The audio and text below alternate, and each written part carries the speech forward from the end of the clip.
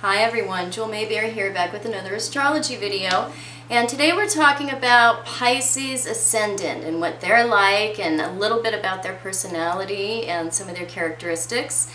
And a rising sign is the same as an ascendant sign. And what that means is it's the sign that was rising at the east at the moment of your birth. So, whatever sign was coming up at the moment you were born, that's called your rising sign or your ascendant sign.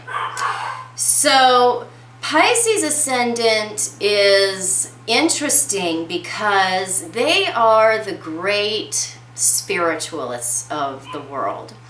They are very much about finding the unknown, finding out about things that are hidden, looking, for esoteric answers to life's problems, finding out about life's mysteries. They're very much concerned about the other world.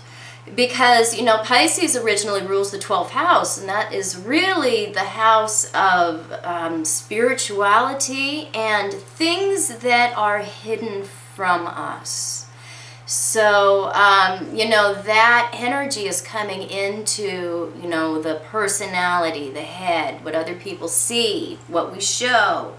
Really the big thrust of our life is found there in the ascendant. And wherever the ascendant ruler lies, wherever Neptune lies, whatever house that's in, whatever aspects it's making, is really going to show where the thrust of the life is going for this particular ascendant.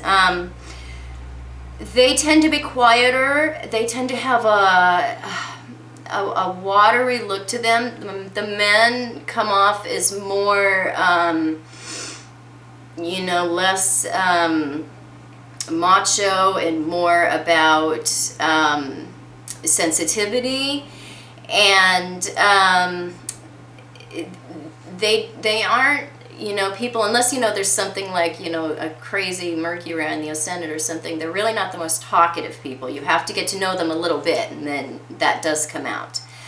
On the second house, they have Aries there, and it describes our early family life and what we value, the second house, and our, our values and our self-esteem, and what we, what we really value in life, and really also describes the earliest part of the upbringing. And with Aries there, we see somebody that usually had an active early family life. And there could be a lot of issues with getting along with the father. Pisces Ascendant tends to have this thread, especially the males, with father issues and getting along with the father. And also, we have Leo ruling the 6th house as well, and which represents the father. So, and the 6th house is where we find a lot of difficulties in our enemies as well. So, they tend to have this thread throughout their life. There could have been, forceful communication, and they tend to value and respect aggressiveness and aggressive speech. They may not have it, unless you have Mars in the second house, that can give aggressive speech. They may, not be aggressive speakers themselves, but they tend to actually value somebody that can really spar with them, somebody that can really debate with them. Third house, we have Taurus there, and we see somebody who has a little bit of stubborn communication. And they love to communicate 8th house ideas, because we have Taurus, Venus ruling the 3rd. We also have Venus ruling the 8th. So, you have to look at both of these, how this planet shows up in their life, Venus. And, Venus is showing what we love and what we're passionate about. So they're really passionate about communicating things of the 8th house. So not only, are they very much ruled by the 12th, because the 12th is coming into the first and, ruling that first house of personality, because they're very much ruled by Neptune and the 12th. They also are very much about the 8th house as well, and speaking and communicating things of the 8th house. 4th house, we have Gemini there, and it really, very much describes our mother. And there could have been a mother a lot of the time that was versed in many subjects, a talkative mother, a mother that was very communicative, a mother that was very smart, and that imparted a lot of ideas. And in their own home life, they tend to be very much about sharing ideas in the home and communication in the home. They are more apt to talk and share in their own home than they are out in the world. These are not really social butterflies, these people. The 5th house, we have Cancer there, and the moon rules Cancer, and the moon is more a shy, introverted, feminine planet. And the 5th house is really, our expression, romance, gambling, risk, and very much about children. But, it very much is about how we express ourselves. And when we have the moon ruling this house, they tend to be more introverted and more shy in social situations, more conservative. They really aren't gamblers or bettors for the most part. And their children tend to be home buddies and attached to the mother. And that's probably because they're raised by, Pisces Ascendant. Pisces Ascendant tends to be a homebody. 6th house, we have Leo there. And again, whatever house Leo rules, we really want to shine there. And it talks also about the father, because the father is very much represented by the sun. So, people with Pisces Ascendant can also have father abandonment issues or father issues or of some type. And they're very independent in their very everyday work life. Leo is very much about independence, and these people do best if they're self-employed. They work best on their own and in smaller group situations, because, this is the house of our daily work life. And with Leo here, these people don't really express their egos as readily as other signs, and they tend to want to hide more. 7th house, we have Virgo there, and this is really the partnership house. It describes what we attract, our shadow self, what we don't own about ourselves, and what we're looking for in a partner to feel whole. And we have Virgo here, and Virgo is ruled by Mercury.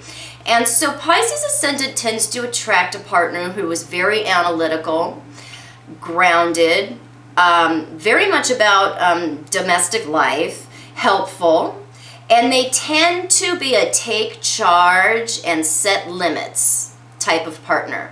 And Pisces Ascendant really is looking for that because they are not very grounded in themselves. And when they see that there's somebody that can kind of tether them a little bit to earth, but yet understands their, more otherworldly ideas, this can be really attractive to them.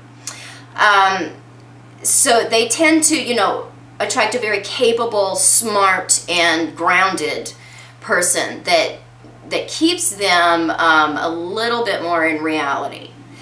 8th house, we have Libra there. And whatever house Libra's in, it wants to achieve balance, understanding, and it is ruled by Venus, and Venus is what we're passionate about. Venus is what we love. And this is the house of things that we hide, mystery, underground things, weirdness, things that we want to find out, investigation. And Pisces Ascendant loves these things. They're passionate about these things. And we also have the 3rd house of communications being ruled by Venus as well. So they are very passionate about communicating these things, talking about these things, writing, typing, researching things about, the 8th house. And they make great occultists because they have such a natural love of the things of the 8th and the 12th house. 9th house, we have Scorpio there. And whatever house Scorpio is ruling or Pluto is in, this is a house where we are very stubborn. A house where we really are not going to give very much ground. And this is also, the 9th house is the house of our ideas, our higher beliefs, religion, philosophy, our gurus are found here. And when we have Scorpio here, a Pisces Ascendant is very stubborn about their beliefs. They are very sure about their philosophies. And they do not generally want their ideas challenged because they have a feeling that they have done so much exploring and searching and learning about the other realm and about things of the higher mind. They're very sure that they're there, that they have the answers often. And you have to look at how Pluto and Mars are placed because, if Mars or Pluto are like square to Mercury or an aspect to Mercury, this is going to be more so. They're going to be more sure about things of the 9th house. Or, if you have Neptune in this house, it's going to kind of erode the things of the 9th house and make it more, it's going to weaken the things of the 9th house and make it less so. They're stubborn about things. So you have to look at everything, of course. These ascendant videos are very basic. You have to look at the placements and the planets of everything, of everybody to see what they're really about. 10th house, we have Sagittarius there. And Sagittarius, is ruled by Jupiter. And Jupiter is a very beneficial planet. And the midheaven, the 10th house, is very much about the career and about our public life and about how we're seen. It's the reputation that precedes us. And so these people are known for being very beneficial, being very giving, being very generous. And they often go into helping professions. They like to be energy workers. They're awesome astrologers. Aid workers love to be Pisces Ascendants. Very much known for the things of Jupiter. And Jupiter is, a lucky, feel-good planet. So they can often have a reputation that is very warm and fuzzy. The 11th house, we have Capricorn there. Saturn rules this house, and Capricorn is, the strict expression of Saturn. And so this is a very restricted house for these people. They tend to have a lot of social anxiety, a limited social life, not very many friends. They'll keep a few close friends, but they don't tend to, unless you have like a crazy Jupiter here with the Ascendant, they don't tend to have a large social life. They have to work hard for their incoming gains. That is not something that is just readily available for them. Their dreams don't tend to come true until the last part of their life. They are more, they can have this feeling that their life isn't really beginning until they're like in their 40s and things really get going for them. Because Saturn is delay, and the 11th house is our hopes, our dreams, our wishes. And they can often feel, very much delayed in this part of their life. And they have to work harder to achieve, those liquid gains and the luck in their life. But it does come because Saturn is the planet of ultimate rewards. If we really are doing our work and growing in the way that he's asking us to, we ultimately are rewarded much more than we are by any other planet. So 12th house, we have Aquarius there. And Aquarius is really the odd expression of Saturn. And we have Uranus co-ruling this house as well. These people can often be very paranoid about the unknown. They can try to structure the unknown because they are very afraid of things that are unplanned or are unseen. So this is like this is an interesting thing with them, because we have Saturn and Uranus really structuring and putting fear into the 12th house, but yet their 12th house rules their ascendant. So oftentimes they can have a feeling that they achieve safety by learning of things and mastering things of the 12th house, because they can have an extreme fear of judgment as well from others, but that's really coming from themselves.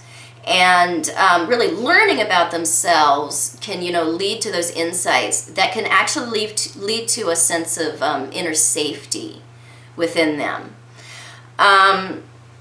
They all can also have a fear of competition and feel like failures, and they can get trapped in their own plans because their plans lead to, a sense of relief from the unknown, and they like to make contingency plans as well. But, once they learn more about themselves and learn some self-trust and how to be there for themselves, they can solve these 12th house issues pretty easily, more than most, because they have the ability to have such insight into the things of the 12th house.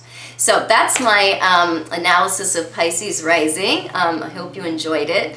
I will be back soon with Aries rising, and you can find me on Facebook at Truth in Aspect Astrology, and on the internet at truthinAspectAstrology.com. And I do consultation. I specialize in the asteroids and planetoids, and in love and relationship and intimacy astrology. So I hope to see you soon, and I'll be back with another fun video. Bye-bye.